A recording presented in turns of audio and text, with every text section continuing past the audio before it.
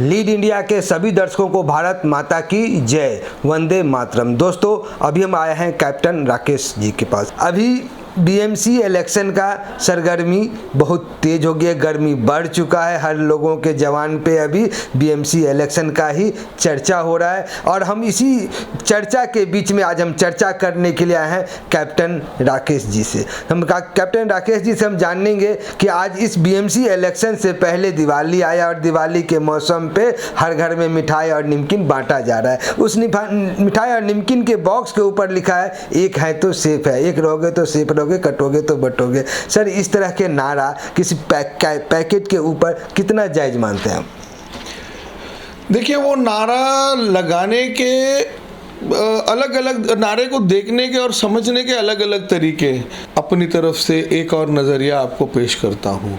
मुंबई को महानगर पालिका के थ्रू जिस तरीके से मैनेज किया गया है, तो ना आप खुश हैं, ना पब्लिक खुश है, ना हम खुश हैं। तो आगे जाके हम लोगों से यही दरख्वास्त करते हैं कि आप सब एक होके अपनी पार्टी से ये डिमांड कीजिए कि हम सोच वाले लोग जो मुंबई को बेहतर बनाना चाहते हैं, ना कि आपके 2 माले के चौल को 4 माला बना करके, या सड़क पे कचरा पड़ता है उसको अनदेखा करके, या नाले की सफाई नहीं हो रही है तो उसको अनदेखा करके। तो उस तरीके की सोच है कि आप लोग सब एक होके मुंबई के विकास कॉमन एक सोच लेके एक पार्टी को प्रेशर डालिए कि आप पढ़े लिखे और जो एक्सपीरियंस लोग हैं उनको टिकट दे के नगर सेवक बनाइए, ताकि आगे वाले जो साल है हमारे लिए मुंबई के अंदर हम सब सेफ रहेंगे। मैं अभी 61 नंबर वार्ड में सर्वे किया है और वहाँ पे कम से कम सैकड़ों लोगों ने आपका नाम लिया और बोला और मुझे कैप्टन जी चाहिए। तो सर, किस तरह से देखते हैं कि अगर इस तरह में आपने क्या ऐसा जादू किया है जो कि आप लोग को इतना फैन फॉलोअर्स हो गए? रवि जी, कोई जादू नहीं है, ये लोगों का प्यार है। लगभग 12-13 सालों से हम इधर यही मॉल में, यही हीरा पन्ना के अंदर मेरा ऑफिस है और यहाँ से हम इतने सालों से काम कर रहे हैं, लोगों की सेवा कर रहे हैं। तो गवर्नमेंट की जितनी स्कीम्स हैं हम लोगों तक पहुँचाते हैं। कोविड में हम लोगों को फ्री वैक्सीनेशन दिला रहे थे, जो गांव जा रहे थे, जो माइग्रेंट वर्कर्स थे जिनको गांव जाना था उनको फैसिलिटी हम करके दे रहे थे। ट्रैवलिंग का, बस का हुआ, ट्रेन का हुआ, या राशन का किट हम लोग खाना बांटते थे रोज। तो ये कहीं ना कहीं लोगों को जाके इस जो कार्य में है, लोगों को जाके इंसानियत दिखी।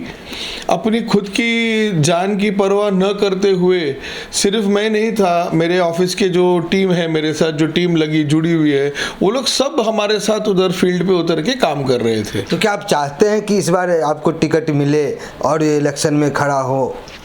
ज़रूर चाहेंगे, क्योंकि मेरे नज़रिए से तो ऐसा है कि आप अगर कॉरपोरेशन का इलेक्शन लड़ते हैं और आपको दायित्व मिलता है, आप जीतते हैं, आपको दायित्व मिलता है, तो वो एक ऊंचा प्लेटफॉर्म है लोगों तक पहुंचने का, लोगों की सेवा करने का।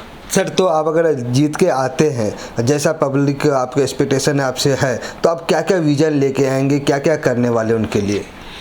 सर, मेरे बारे में मैं आपको थोड़ी सी बात बता दूं कि मैं मुंबई की पैदाइश हूं, यहीं पे पला बड़ा हूं, अंधेरी इलाके में, सांता क्रूज इलाके में, और पेशे से मैं जहाज़ का कप्तान रह चुका हूं। तो 18 साल की उम्र से दुनिया घूम रहा हूं, जहाज़ पे अलग अलग देश देखे मैंने। सिंगापुर को उभरते हुए देखा है, चाइना को उभरते हुए देखा है, और ये सब देशों में घूमने फिरने के बाद, रहने के बाद एक चीज़ का बहुत ज़्यादा हमको महसूस हो रहा है, कमी महसूस हो रही है मुंबई के अंदर, वो है आपका सिविक इंफ्रास्ट्रक्चर।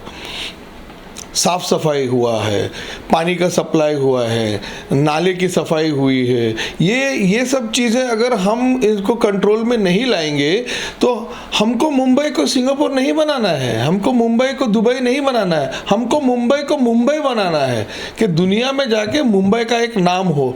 तो वो करने के लिए हमको मुंबई को उस लेवल पे लेके जाना पड़ेगा।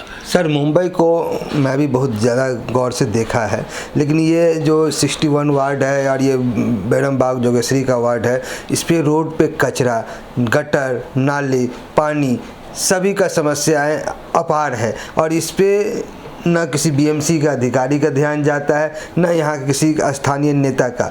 तो और यहाँ तक कि सत्ताधारी नेता भी जो है ना वहाँ पे कार्यालय खोल के बैठे, कचरे जमा करके बैठे हैं और उनको संरक्षण दे रहे हैं। बाहरी पर प्रांतीय लोग भी आके वहाँ पे कब्जा अधिग्रहण करके रखे। तो कैसे देखते हैं आप?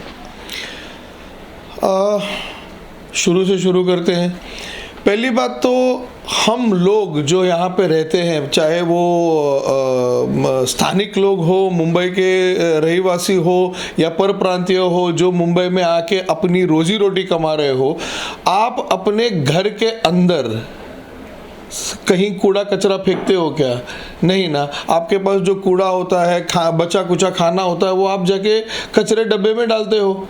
तो ये मुंबई शहर को अपना घर समझ के हम कचरा कचरे डब्बे में क्यों नहीं डालते, हम सड़क पे क्यों फेंकते हैं? तो ये एक भावना हर इंसान के दिल में होना चाहिए, चाहे वो स्थानिक मुंबईकर हो या पर प्रांतीय हो, उससे कोई फर्क नहीं पड़ता। आप जन्मभूमि हो या कर्म भूमि हो, लेकिन भूमि तो आपकी है ना। तो वो एक जो एजुकेशन जो बोलते हैं हम लोग, सीख जो बोलते हैं, लोगों को गाइडेंस देना चाहिए। दूसरी बात है प्रशासन की। अगर प्रशासन ने आपको कचरा फेंकने का एक निर्धारित जगह नहीं दिया है तो आप कहाँ फेंकोगे? तो सिर्फ लोगों के ऊपर इल्ज़ाम न डालते हुए मैं प्रशासन के ऊपर भी थोड़ा सा इल्ज़ाम डालता हूँ कि आपने अगर सहूलियत दी ही नहीं है तो वो बेचारा कचरा फेंकेगा कहाँ पे? अब कचरा तो जनरेट होता है, घर के अंदर तो बनता ही है, अब उसको कहाँ फेंकेंगे वो लोग? डायरेक्टली प्रशासन की गाड़ी आके आपके घर से या आपके सोसाइटी से कचरा ले जाए। लेकिन हम ये जानना चाह रहे हैं कि समस्याएं हैं, तो इस समस्याएं का समाधान ऐसे तो नहीं निकलेगा, क्योंकि हमने जो देखा है इस वार्ड में, जहाँ पे एक फर्स्ट फ्लोर 15 फीट 18 फीट तक के लोग बनाने की परमिशन होती है, वहाँ पे 25 फीट 35 फीट तक लोग हैं और हर एक में लोग रहते हैं, हर एक में लोग भरे हुए हैं। तो वो कहीं ना कहीं कचरा फेंकेगा, उसको पानी चाहिए, उसकी ज़रूरत की चीज़ें, कार है, गाड़ी है, पार्किंग है, तो वो ऐसे रसेस पैदा कर रहे हैं। लेकिन इसे ऐसे डेवलप हो क्यों रहे? अगर चौल है तो चौल में उतनी ही सीमित, जहाँ गवर्नमेंट की जितनी पाबंदी है उतनी होनी चाहिए थी। लेकिन कुछ लोग हैं जो अपने 1500 पर घर के हिसाब से पैसे मिलते हैं और उसको वो बनाने देते हैं। उसको आदमी के जो लोड है ना, लोड बढ़ता जाता है। अभी रोड पे जाएंगे ना तो कचरा जो जिसमें कचरा डालने की जो जगह है वो मोस्ट से 15 से 20 मिनट में वो डब्बा भर जाता है जी, और वो पूरा दिन वहीं पे वैसा ही पड़ा रहता है और पूरा रोड वो कैप्चर कर लेता है। तो हमें कहीं ना कहीं इस पे जो है ना बहुत लॉन्ग टर्म पे प्लानिंग करके इसको चीज़ें को सॉर्ट आउट करना है, जो कि इस 15-20 साल में आज तक निरंतर वैसा ही चलता आ रहा है। वो आते हैं, कोई कंप्लेन करता है कि सर आ जाओ यहाँ पे कचरा है, वो आते भी लेके भी जाते हैं, लेकिन जो प्लान इंफ्रास्ट्रक्चर खड़ा करनी चाहिए वो नहीं हो रही है। तो इसको कैसे देखते हैं आप? इसमें कहाँ पे चूक हो रही है सर? ये 5000 रुपये लेके घर बना रहे हैं, वहाँ पे चूक है या बीएमसी की चूक है या हमारे प्रशासन की है, गलती जनता की है? ये अंग्रेजी में एक शब्द है इसके लिए, इसको सिस्टेमिक प्रॉब्लम कहते हैं। ये पूरा सिस्टम में ही प्रॉब्लम है, क्योंकि इतने सालों से